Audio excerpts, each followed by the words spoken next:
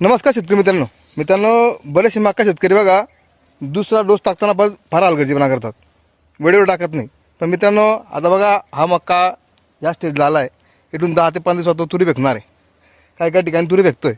पण मित्रांनो ह्यावेळेस जर तुम्ही दुसरा डोस टाकलेला नसेल तर त्याचे परिणाम काय मी तुम्हाला दाखवतो. हे बघा मित्रांनो, दुसरा डोस न टाकल्याने ही खालची पाने जी आहे ना अशी पिवळी पडत असतात. हे बघा, म्हणून सांगतो मित्रांनो की दुसरा हा डोस 45 ते 50 दिवस झाले की दुसरा डोस टाकून द्यायचा, नाहीतर हा प्रॉब्लेम येऊ शकतो. आता याने काय होणार माहिती का, जे आपलं उत्पन्न येणार होतं, जे आपला मजबूत दांडा होणार होता त्याने आपले तुरी लवकर पिकले असते, कंस पण लवकर भरले असते. पण आता ते उलटं होणार मित्रांनो.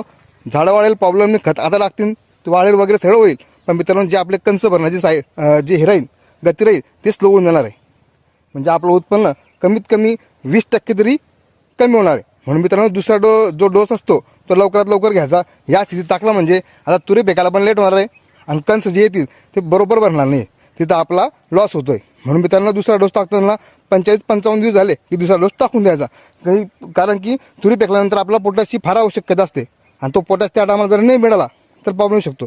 पण तरी मित्रांनो तुम्ही जर ह्या स्टेजला तुम्ही खत टाकलं तर मित्रांनो तुम्ही एक काम करा, 13-045 जर हे सोडलं तर ते तोपर्यंत लागू होतं. कारण की आपलं 13-045 वॉटर सुरुपल हे 4 दिवसानंतर लागू होतं.